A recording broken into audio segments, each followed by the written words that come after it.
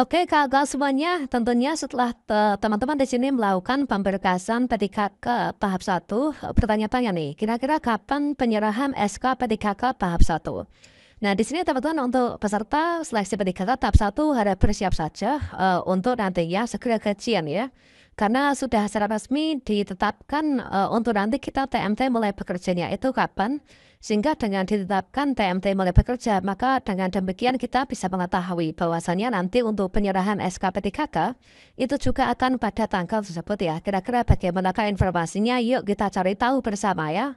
Tentunya di sini kakak pernah menyimak video kita sebelumnya, yaitu surat edaran dari BKN ya, yaitu tertanggal 14 Januari 2025 bahwasanya di sini disampaikan yaitu perihal usul penetapan NIP ASN tahun anggaran 2024. Ya, benar di sini untuk yang pertama itu dijelaskan terkait tentang alur bahwasanya bagi peserta seleksi CPNS maupun juga PTKK setelah dinyatakan lulus seleksi untuk PTKK lulus seleksi kompetensi, ini adalah kita itu melakukan pemberkasan. Nah, untuk pengisian DRH dan juga pemberkasan, tentunya di sini sudah kita lakukan semua ya.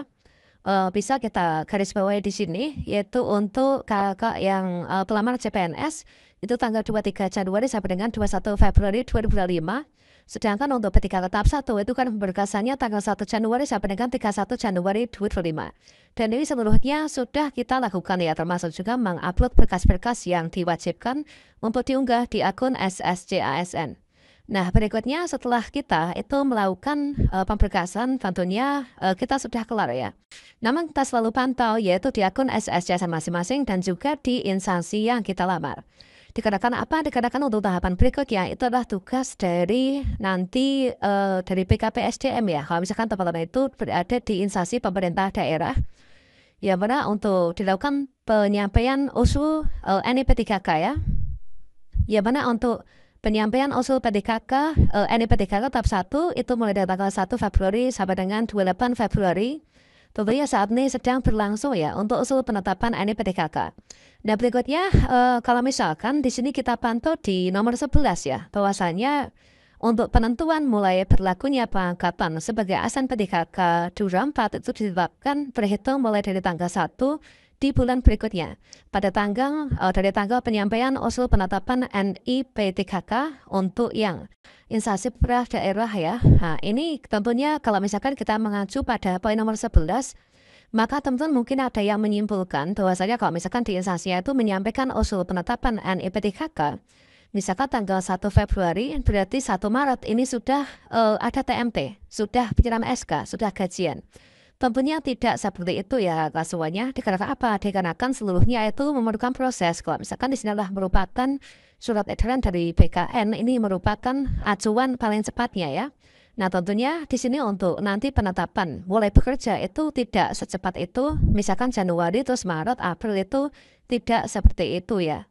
Dan sebagai contohnya saja, di sini ada salah satu instansi ya, yaitu dari instansi pemerintah pusat, yaitu Kementerian Kesehatan.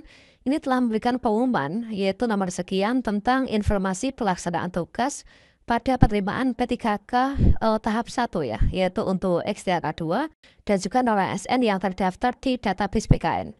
Ya benar, di sini kita bisa cek yaitu untuk intisari dari pengumumannya. Yaitu dari sini kita cek yaitu surat edaran yang baru saja dikeluarkan tanggal 6 Februari tadi ya hari ini.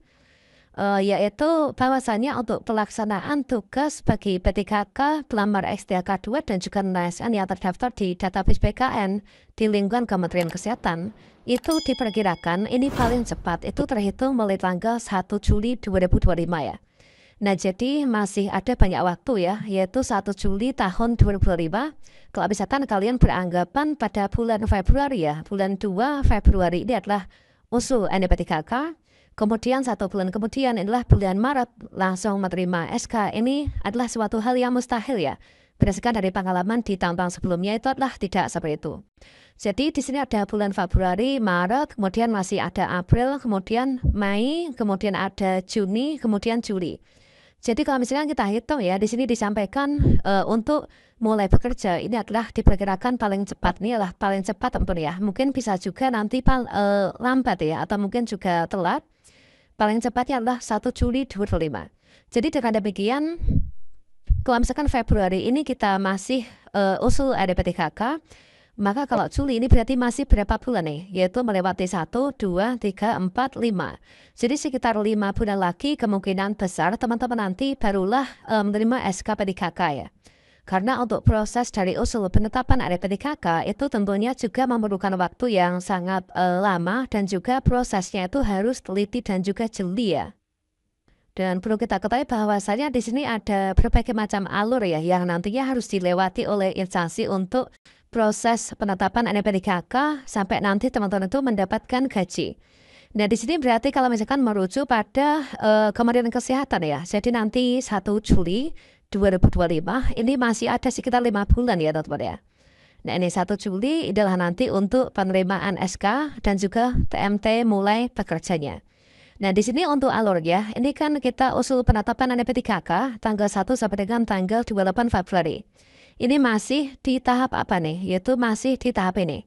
Yaitu BKPSDM usul penetapan NP3K ini tanggal 1 sampai dengan tanggal 28 Februari. Kemudian dari PKN ini sudah sampai PKN ya. Kalau misalkan instansi pemerintah daerah itu adalah di sini melalui kontrak BKN masing-masing. Kalau misalkan instansi pusat itu adalah ke BKN pusat. Dan kalau misalkan di sini kita lihat nanti proses penerbitan dari praktek BKN itu paling cepat tuh memerlukan waktu 25 hari ya, 25 hari sehingga di sini katakanlah di sini 1 bulan, kemudian nanti masih ada 3 bulan ya, kalau misalkan 5 bulan sampai dengan Juli. Nanti setelah praktek BKN ini memenuhi syarat ya, ini diberikan dari BKN, ini diberikan kembali ke instansi. Maka dari instansi barulah nanti yaitu mengangkat PDKK ya. Nah untuk proses pengangkatan PDKK itu nanti melalui yang pertama itu pembuatan perjanjian kerja antara PPK dengan PDKK ya. Kemudian setelah itu nanti pembuatan SK. Pemberian SK barulah nanti seluruhnya setelah penuh ya, setelah nanti kelar maka SK PDKK diberikan setelah nanti perjanjian kerja penandatanganan kontrak ya. Jadi nanti barulah teman-teman itu resmi diangkat menjadi PDKK. Setelah itu teman-teman dari perjanjian kerja nanti menerima SPMT, maka untuk pembayaran gaji inilah nanti prediksinya itu paling cepatlah bulan Juli ya. Jadi setelah Lebaran di sini kita masih punya memiliki banyak waktu untuk nantinya itu proses menerima SK P3K. Jadi dengan demikian tentunya kalau misalkan instansi pusat saja nanti bulan Juli baru diserahkan, bisa jadi untuk instansi daerah di seluruh Indonesia itu pun juga demikian. Bahkan bisa jadi nanti lebih lambat ya. Jadi kita berdoa saja yang jelas nih kalau misalkan teman-teman sudah lulus ini kita sudah optimis untuk diangkat tahun ini tinggal menunggu waktu saja. Nah kira-kira kalian untuk daerahnya itu kapan nih untuk pemberkasan dan juga penyerahan SK silakan tinggalkan sejak di kolom komentar.